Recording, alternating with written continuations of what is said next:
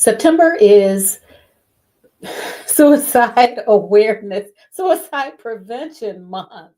I was trying to be prepared, and I guess I wasn't when I hit go live. Nevertheless, we're sharing information that we hope will help you to be safe or to save someone's life that you love and care about. And we're going to continue this discussion in just one moment.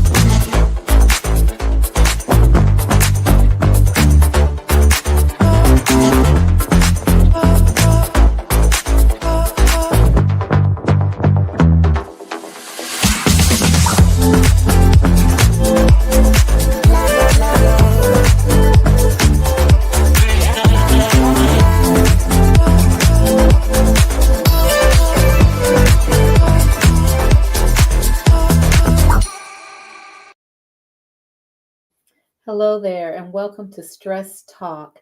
This is the place where we help women over 40 to live healthier lives through strategic stress management, solution focused self care, and grateful living.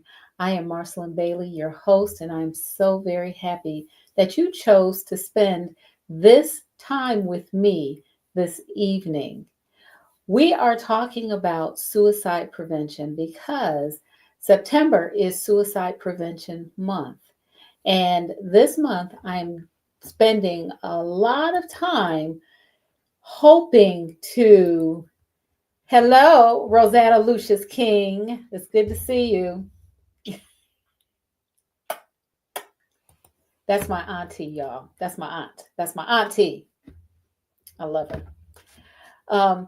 I'm spending a lot of time on suicide prevention because it is so vital that we know the information, that we know what to look for, that we know the signs and symptoms, and then we know what to do. So I'm glad you joined me today. And I'm going to be talking about, let me tell you what I'm going to talk about today. So my notes are over here. So you're going to see me looking this direction, right? So I'm going to be talking about precipitating factors. I'm going to talk about protective factors. Remember, last week I said I was going to share with you protective factors. And then finally, I'm going to suggest things that you can do when you believe professional help is needed. So, first and foremost, let me share a few things that I always share with you. Please like, follow, and subscribe to ML Bailey Consultants. You will find me on Instagram, Facebook, and YouTube. ML Bailey Consultants, at ML Bailey Consultants. Also, this is my tap link. I have resources here. You can just go to this link, click on it, and you'll find a myriad of resources for you. And this is my website. I always welcome you to go and check it out and learn a little bit more about me.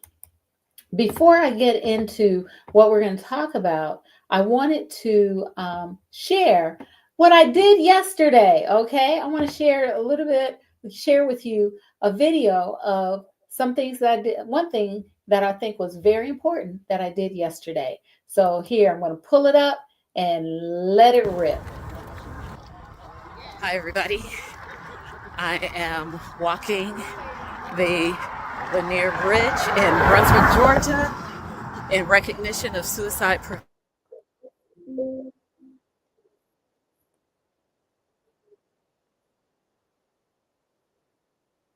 Here with us, we're just walking and enjoying the sunshine, enjoying this beautiful terrain. It's beautiful here where I live, where we live, and wanted you to see a little bit.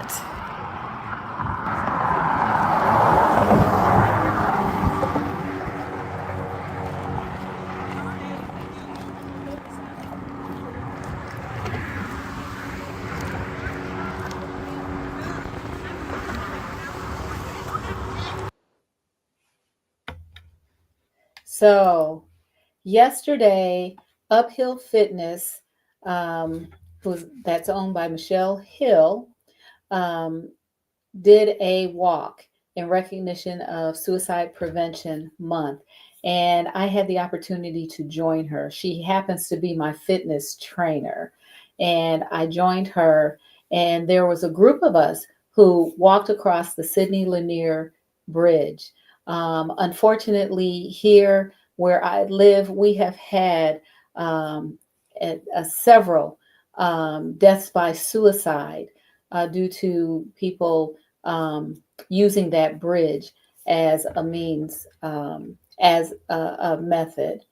And so we walked across it to um, just in recognition of Suicide Prevention Month, and also as a way to say that, you can walk across the bridge and you can actually get to the other side of whatever it is that is difficult in your life currently.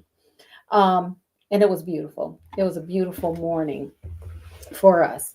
So let's talk about what we're here to discuss. Today, I'm talking about 3 protective factors that actually help prevent thoughts of suicide. And when we think about suicide and risk of suicide, we talk about the risk. We talk about those things that may cause a person to feel hopeless or helpless, to the extent that they feel that they need to die by suicide. But there are protective factors, things that we can put in place, things that are part of the regular everyday life, everyone's everyday life, that are in place that can help a person who is feeling intense sadness, depression, to maintain and even to get better. So let's talk. I always give you some basic information first. Let's talk about precipitating factors. What are some of those things that we know contribute to a person, the suicidal ideation that one might have? One of the things that we know contributes to it is loss. And that loss can be very profound. It's a profound loss. One is the end of a relationship or a marriage. For some people, the end of a relationship or a marriage is a good thing and they feel good about it and they can move on. But for others, it can be devastating. Why? Because it can be the loss of companionship. It could be the loss of security, financial security. It could be the loss of stability. It could be a major change in one's life. It could also, for some, mean the loss of their identity, which that we're not going to argue that point, but it could mean the loss of their identity. If I am not with this person, then who am I? For some, that can be profound, and it can be a major loss that could, and it's very stressful, right? Which could precipitate the onset of suicidal ideation. Not only that, when we're talking about the end of a relationship or a marriage, there are other factors that go along with that. Are there children involved? Does does that person have a means to maintain the lifestyle that they had? It can all be very devastating. Another loss that we know that can be very profound and that can bring on the onset of suicidal ideation is the death of a loved one. When we experience the death of a loved one, we're not just losing that person, we are losing the conversations that we had. We're losing the our routine that we had. We're losing so much more than just that person. We're losing the way that the person looked at us or the way that we looked at them when they said a certain thing. We're losing all of those familiar things, And it can also be, I keep using the word profound, but that's the only way I can describe it. It can be a profound loss because what do? How do you feel the time? How do you move forward in a way that you've not known in a long time, especially if that person has been in your life for a very long time? It is a very different, it's very different when we lose a loved one. Even if that loved one was someone who was older, there were still routines and way that you talk to each other, things that you did, the things that you did together, the thoughts that you had. It is not easy. And sometimes the grieving turns into something else. And so we want to be watchful over people who have lost someone who is very close to them so that we can help them move forward in this new journey, on this path that they have not known before. Okay. Another loss, and I'm considering this a loss, and these are precipitating events that we know contribute to can contribute to suicidal ideation. It doesn't contribute to suicidal ideation for everyone, but for some it can. So another precipitating factor is an arrest. An arrest. I've known of people who have been arrested for various reasons, and their lives have changed completely. In some instances, these individuals have lost everything. They've lost their job, they've lost their family, they've lost their standing in the community. For others, it's the loss of their independence, their ability to do the things that they want and need to do or desire to do. But an arrest is something that is life changing. It can be embarrassing. A person can feel shame. And again, in some instances, a person can lose their livelihood. They can lose their job. They can lose their family. They can lose their home. They can lose all of those things that help them to be stable, safe, stable, and secure. So an arrest can also contribute to suicidal ideation. Other things that can contribute to suicidal ideation: serious financial problems. And this can be quite an event for people who are accustomed to who are not accustomed to struggle. Let me put it that way. People who are not accustomed to struggle have a very difficult time when they have financial difficulties. People who are used to not having to check price tags, or used to not having to pay Peter or rob Peter to pay Paul. And some of you know what I mean when I say rob Peter to pay Paul, or not individuals who are not who have not had to juggle payment of bills. When they meet financial problems to the point where they may be financially ruined, or they don't know how they're going to make their next home payment, it can be very devastating for people. It can just be devastating. It's devastating either way. It's devastating if you're constantly having to juggle what you're going to pay and when you're going to pay it. That's struggle. That is just struggle. It's devastating and a struggle when you don't know how you're going to feed your family the next day. is devastating and a struggle when you look in your refrigerator and you have maybe a couple of eggs in there and not much more.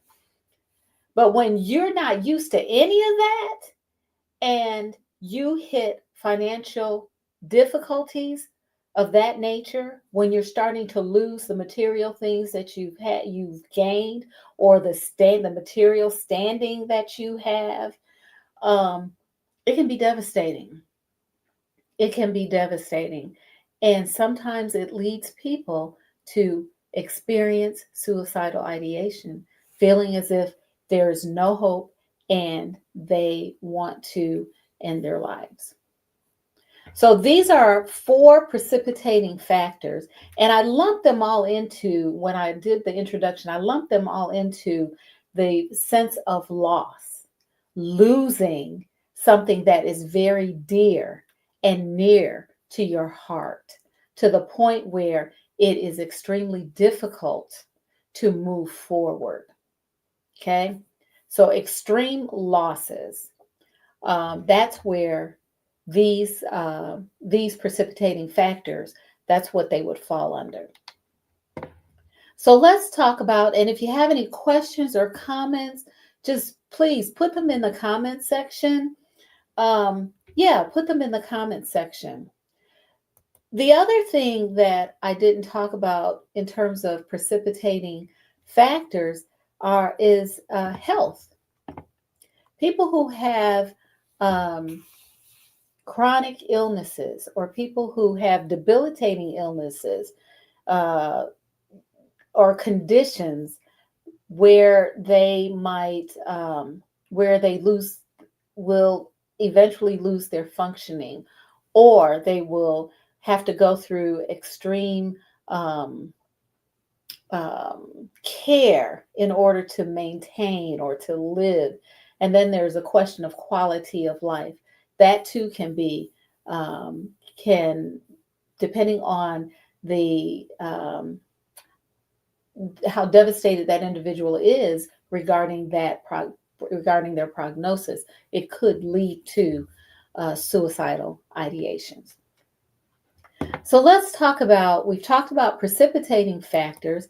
Let's also talk about protective factors. That's what I wanted to talk about today. 3 protective factors that actually help prevent thoughts of suicide. Okay, so the one of the protective factors that I want to share with you is effective behavioral health care.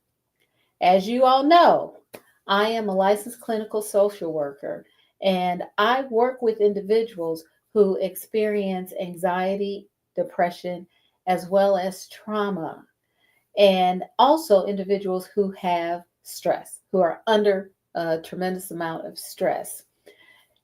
Behavioral health care is health care. It is health care. It is important for us to know that it's okay to see a mental health professional when we need it.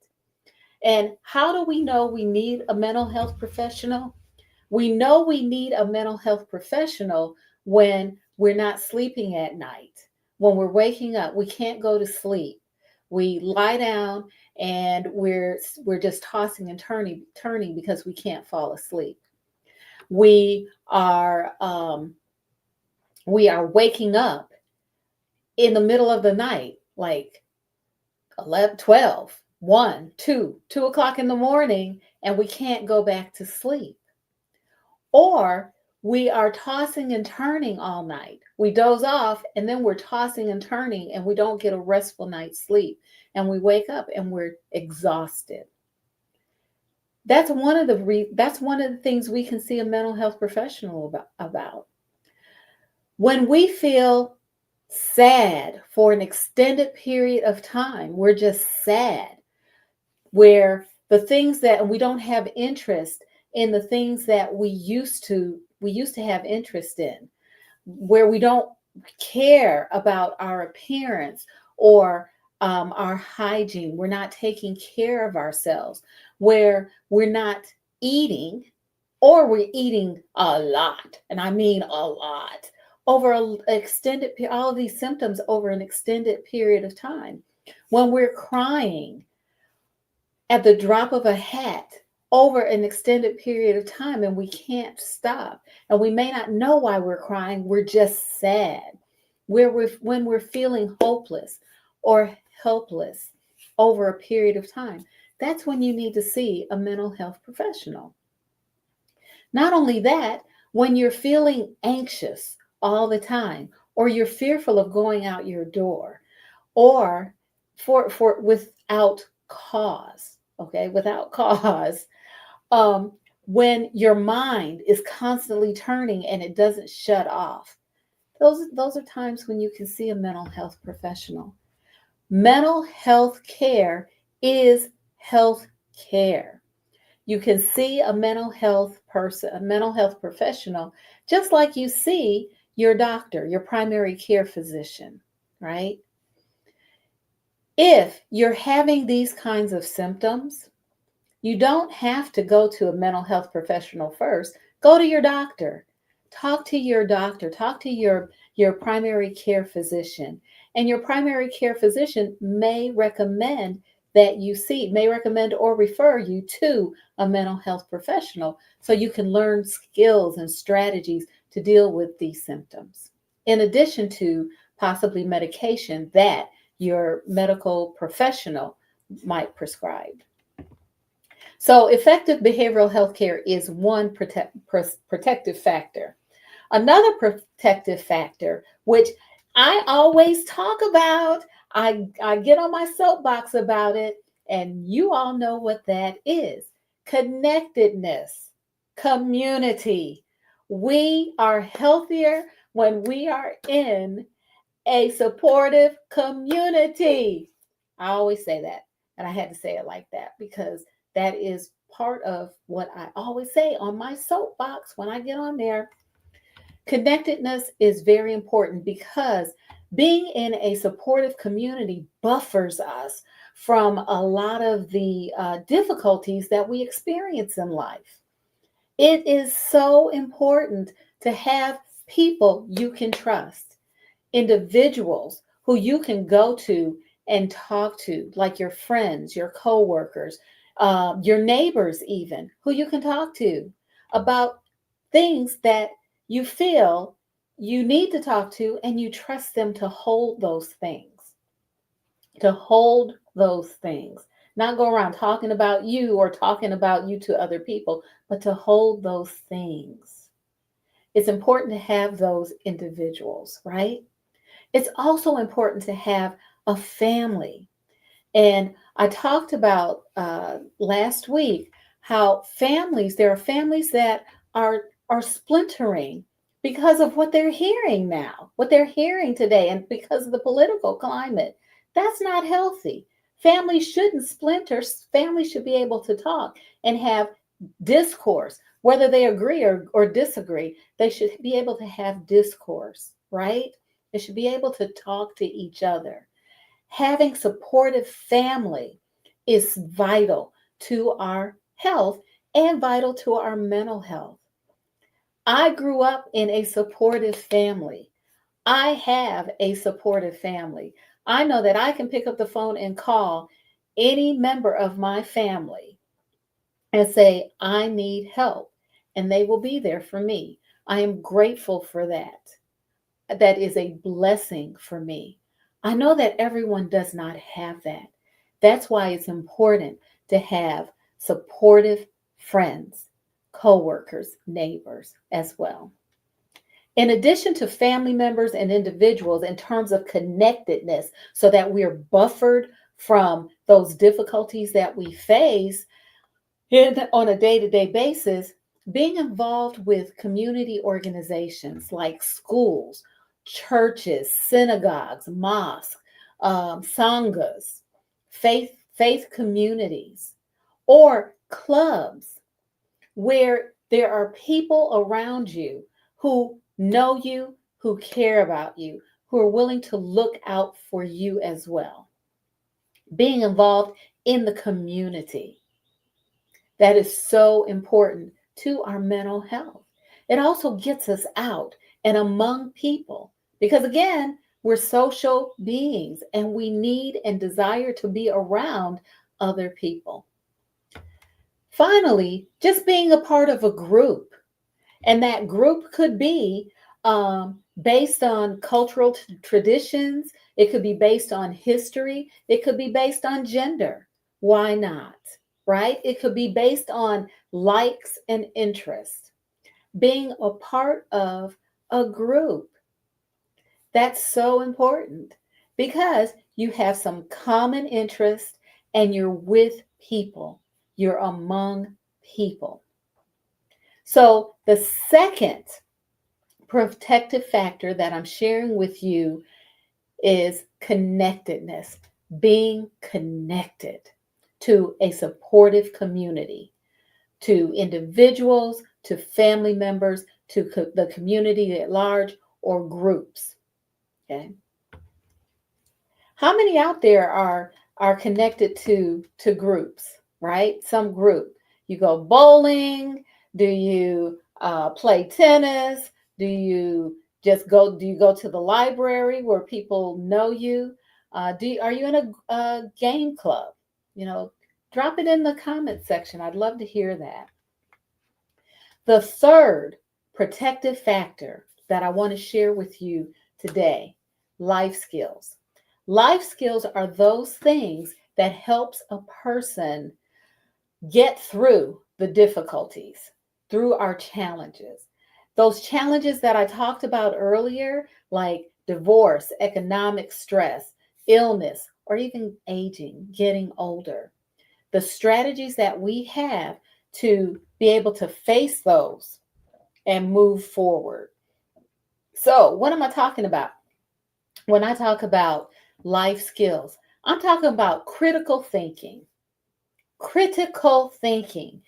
That means having a situation and being able to logically, A leads to B, leads to C, leads to D, be able to look at the situation for what it is, not looking at it from an emotional standpoint.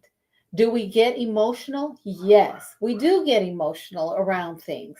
That's natural. That's who we are. We're that's part of our being. But being able to look at a situation and look at what it is, what what happened, how it occurred, and coming up with solutions, what you can do in the moment. Critical thinking, being able to tear things apart, essentially, and looking in detail at what is actually happening at the moment.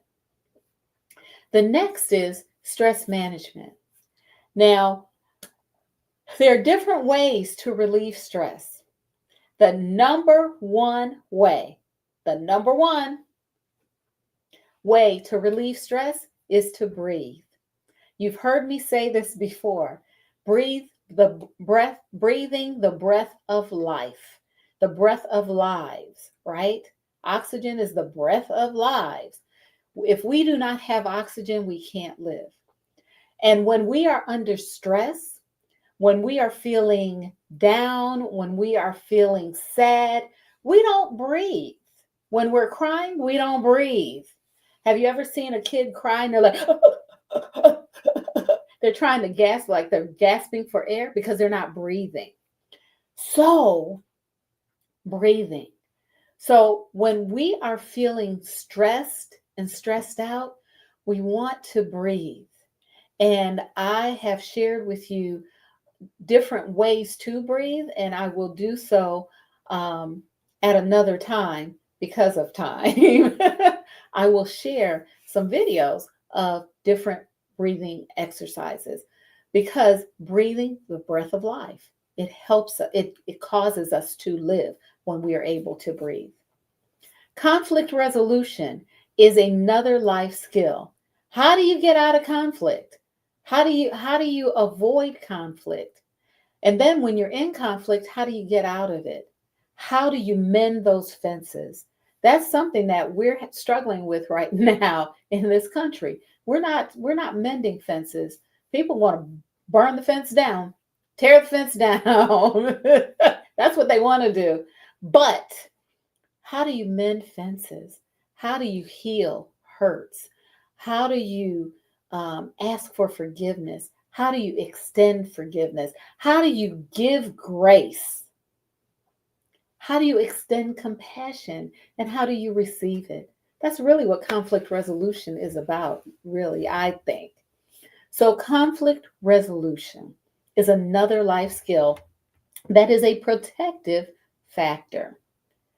Problem solving. I alluded to problem solving. This is once you have figured out what is going on, you're able to also look at what you need to do to solve the problem or what you need to do to move forward. Problem solving, there are many techniques for problem solving, and I've shared a number of them in previous lives, and I can also do so at a later time. I don't have time to do that today. And then finally, coping skills. Coping skills are, how do you just manage on a day-to-day basis? Are you a person who sees things for what they are and you can say it is what it is? Or are you a person who at the drop of a hat you go 90 to nothing? You're like, zoom, you take off and you let your emotions carry you. When you are very emotional like that, you're in fight or flight mode. And when you're constantly in fight or flight mode, it does something to your mental health and it also does something to your physical health. So, having coping skills that you can their habit. So, those are the life skills that are also protective factors. Now, I wanted to share with you when to get professional help. And I'm going to switch over to the Suicide and Crisis Lifeline 988. This is a line that anybody can call at any time. All you have to do is text or call 988. 988. It's free and it's available 24 hours, 7 days a week, 365 days a year. This line, 988, connects you to a trained crisis counselor who can help you or your loved one get through the immediate crisis. And they can also connect you with resources and help for the future. So when do you get professional help? Professional help is warranted when you or someone else talks about immediately having the urge to harm yourself or others. This is critical. If someone is talking about it, it is not enough to just say, okay, I won't worry about it, or you'll feel better in the morning. Call 988 immediately and get the help that is needed. Also, another time to get professional help is when someone is actually planning to take their life by suicide or planning to attempt suicide. And you know this because of things that they're saying. You also may know this because they're looking up things online. They're asking questions about death and what it feels like or how other people did it. Or they are doing things that are unusual for them. They may be, again, doing online searches. They may have thoughts and talking a lot about death. These are things that you want to get help for them. Also, if there is a weapon or certain things in the house that could be used for harm, and you see this person suddenly having those things, um, handling those things, you want to call 988 for help. The third thing that you want to look out for is if a person is acting erratically, like their behavior is very different and unusual, very unlike how they've been in the past. And you notice that it is not healthy behavior. Again, you want to call 988. It's very similar to calling 911. But when you call 988, again, you'll be connected to a trained counselor, crisis counselor who can help you help your loved one or your friend. Okay. 988. Again, you can text it, you can call it, you can even chat. There's a chat feature for the 988 helpline. So, I have just talked about 3 protective factors that actually help prevent thoughts of suicide. I shared with you precipitating factors or extreme stressful events that could lead to suicidal ideation. I also shared with you protective factors that can, when in place, can prevent suicidal ideation. And finally, I shared with you when to get professional help as well as the 988 helpline. Whew, that's it for now, you all. Please join me next week because we're going to continue this discussion about suicide and how we can help those we love. I'm Marcyline Bailey. As always, take good care.